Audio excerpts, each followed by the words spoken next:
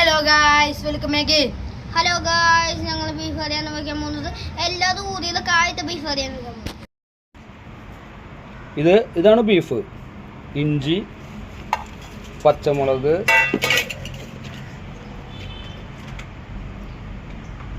മഞ്ഞപ്പൊടി, ഉപ്പ്, കുറച്ച് പച്ച വെളിച്ചെണ്ണ. എന്നിട്ട് ഇത് നല്ലോണം കൂട്ടി യോജിപ്പിക്കുക. കറിവേപ്പില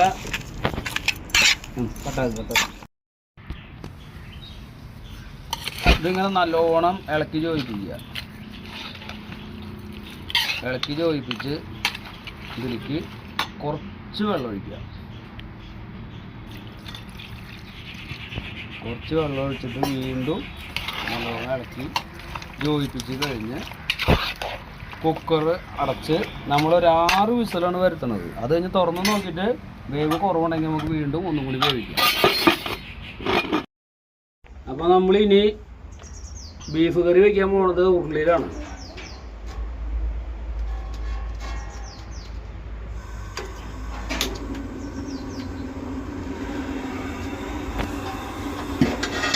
ഉരുളി വെച്ചു.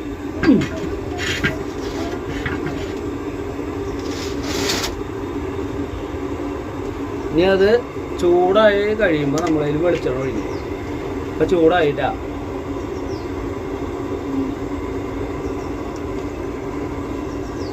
വെളിച്ചെണ്ണ തന്നെ ഒഴിക്കണം, വേറെ ഓയിൽ ഒന്നും വെച്ചാൽ വലിയ രസം ഉണ്ടാവില്ല.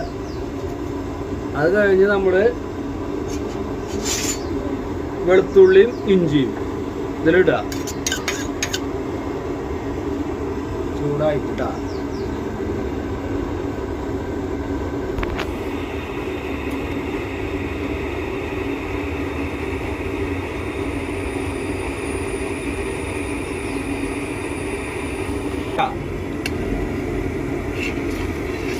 വെളുത്തുള്ളിയും ഇഞ്ചി കേട്ടോ.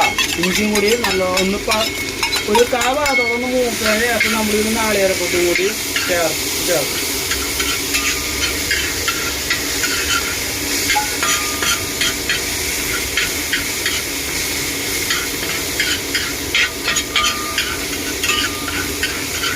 നാളികേരപ്പൊട്ട് ഇറങ്ങുന്നത് ബീഫിന് പ്രത്യേക ടേസ്റ്റ് ഇടാണ് ബീഫ് കറിക്ക്. നല്ലൊരു രസമായിരിക്കും. അതിനകത്ത് കടിച്ചിട്ട് ഞാനൊക്കെ നല്ല രുചിയാണ് അറിയാറായിട്ട്. പിന്നെ ഇത് ചെറുതായിട്ട് തെറിക്കും. അപ്പം ഉണ്ടാകുമ്പോൾ സൂക്ഷിച്ചൊക്കെ ഉണ്ടാക്കാം. അതെ, മേടിച്ച് തെറിക്കും. ഭക്ഷണമൊക്കെ മേങ്ങി എന്നിട്ടൊക്കെ വേണം ഇത് ചെയ്യാനായിട്ട്.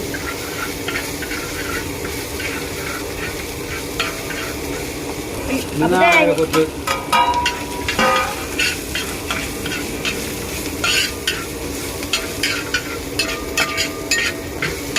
തേങ്ങയൊക്കെ ഇട്ട് കഴിഞ്ഞിട്ട് ഒന്ന് ഇളക്കി കുറച്ച് നേരം ഒന്ന് ഇളക്കുക. അത് കഴിഞ്ഞിട്ട് സവോള,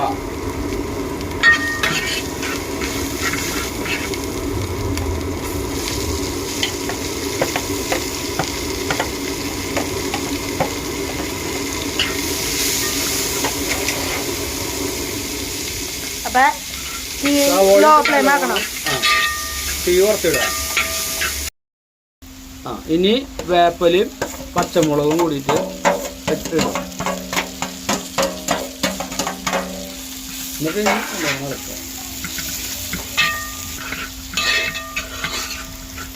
നന്നായിട്ട് ഇളക്കണം.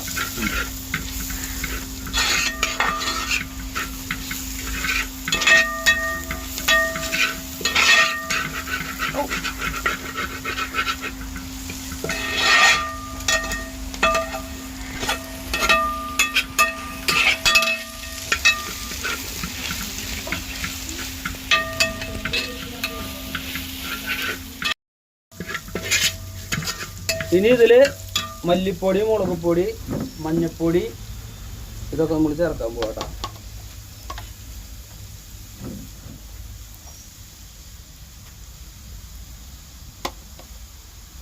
2.25 സ്പൂൺ മല്ലിപ്പൊടി, 2 ടീസ്പൂൺ മുളക് പൊടി, മഞ്ഞപ്പൊടി നമ്മൾ അതിലിട്ടതാണ്, ഇറച്ചിയിലിട്ട് വേവിച്ചിട്ടുണ്ട്. എന്നാലും ഒരു ഇത്തിരി നമ്മൾ തീ കൂടെ ചേർക്കണം.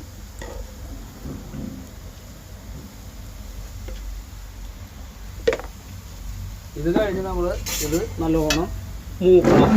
മൂത്ത എണ്ണ അങ്ങോട്ട് തെളിഞ്ഞ് വരുമ്പോഴാണ് നമ്മൾ ഇതിൽ ബാക്കിയുള്ള ബീഫൊക്കെ ഇട്ട് നമ്മൾ ശരിയാക്കുക. ഒരു പൊട്ട് ഉപ്പിട്ട് കൊടുക്കുക കറിയിലേക്കുള്ളത്. ഇതിലേക്കുള്ള ഉപ്പ് നമ്മൾ ഇട്ടു, ബീഫിലേക്ക് നേരത്തെ ഇട്ടു. എന്നാലും ലേശം ഉപ്പ് ഇതിലേക്ക് വേണം. ഇതൊരു ഇതായി തുടങ്ങിയിട്ട് നമ്മളിതിൽ തക്കാളി ഇട്ട് കൊടുക്കണം കേട്ടോ. തക്കാളി ഇട്ട് നല്ലോണം ആയി കഴിഞ്ഞിട്ട് ഇത് നല്ലോണം ഇപ്പം ആയിട്ടാ. ഇനി ഈ മസാല ആയി. ഈ മസാലയിലേക്ക് ഇനി ബീഫിൻ്റെ വെള്ളം കുറച്ചിലാണ് ബീഫിൻ്റെ ഒഴിക്കണം.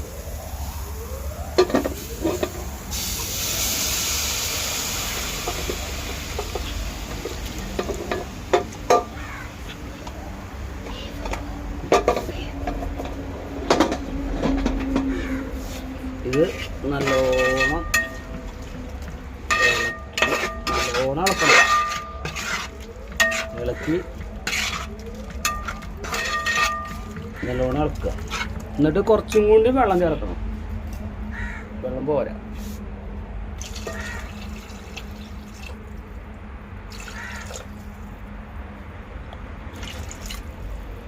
ചൂണ്ടി വെള്ളം ചേർത്ത് നല്ലോണം തിളയ്ക്കണം.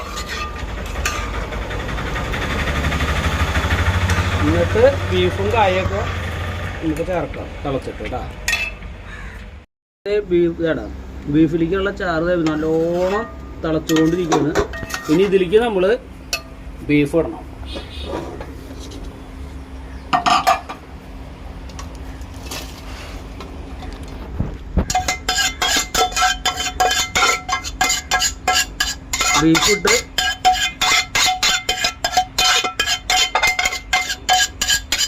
ബീഫ് ഇട്ട് നല്ലോണം ഇറക്കി കുറച്ച് അരമണി കിടന്ന് തിളച്ചിട്ട് വേണം കായ ഇടണം. ഇത് നല്ലോണം തിളയ്ക്കണം. നല്ല ടേസ്റ്റാ. ഇതിപ്പോൾ നമ്മൾ എടുത്തേക്കണത് 1 കിലോ ബീഫാണ് കേട്ടോ. 1 കിലോ ബീഫിനും പിന്നെ ഒരു 10-20 ഗ്രാം എല്ലുണ്ട്, കൂമ്പലെന്ന് പറയും. അത് നല്ലതാ. അതിലിട്ടവരെ ഒരു ടേസ്റ്റാ കായത്തേക്ക്. ഇനി ഇത് നല്ലോണം തിളച്ച് കഴിഞ്ഞാൽ നമ്മൾ ഒരു കായ ചേർക്കും. ഇപ്പോൾ ബീഫ് കറി ശരിക്കും കറി നല്ല ഒരു ഇതിലേക്ക് തിളച്ച് റെഡിയായി മുളകിൻ്റെ കുത്തൊക്കെ ഒന്ന് മാറിയിട്ടുണ്ട്. ഇനി നമ്മളിതിൽ കായ ചേർക്കും. കായ 1 കിലോ ബീഫിൽ നമ്മളൊരു 300-350 ഗ്രാം ഇതാണ് എടുത്തേക്കണം കായ. ഇനി ഇത് നല്ലോണം പാകമായി കഴിയുമ്പോൾ നമ്മളിതിൽ കുരുമുളക് പൊടി, മസാലപ്പൊടി, ലേശം കറിവേപ്പിലയൊക്കെ ചേർത്ത് ലേശം പച്ചവെളിച്ചെണ്ണയൊക്കെ ഒഴിച്ചിട്ട് വേണം ഇനി വാങ്ങാൻ. ഇപ്പോൾ കായും ബീഫും കൂടി നല്ലോണം ജോയിപ്പായിട്ടുണ്ട്. കായ അതെ പകുതി വേവ് മേലെ ആയി. ഇനി നമ്മളിതിൽ കുരുമുളക് പൊടിയും മസാലപ്പൊടിയും ചേർക്കാൻ പോവാം.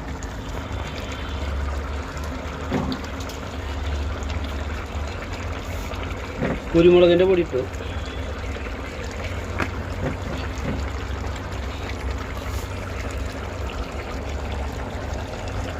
മസാലപ്പൊടി. ഈ മസാലപ്പൊടി കുരുമുളകിൻ്റെ പൊടിയൊക്കെ നല്ലോണം ഇളക്കി നല്ലോണം ജോയിപ്പാക്കുക. അത് കഴിഞ്ഞിട്ട് ലേശം കറിവേപ്പില ഇടുക. എന്നിട്ട് നല്ലോണം മൂടിയതാവും. ഇപ്പം ബീഫും കായൊക്കെ നല്ലോണം ജോയിച്ച് കറികളും അങ്ങനെ ഇതായി. ഇനി ഇതിൽ കുറച്ച് പച്ചവെളിച്ചെണ്ണ ഒഴിച്ചിട്ട് നമ്മൾ വാങ്ങാൻ പോവുക.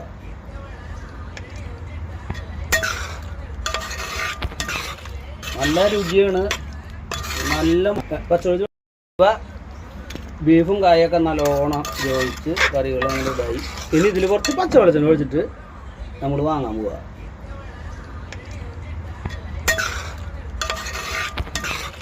നല്ല രുചിയാണ്. നല്ല പച്ചവെളിച്ചെണ്ണ ഒഴിച്ചിട്ടാ. ഇനി ഇത് വാങ്ങാം. അപ്പൊ ഇന്നുണ്ടാക്കിയ ബീഫ് കറി എല്ലാവർക്കും ഇഷ്ടമായി വിചാരിക്കുന്നു. Bye bye.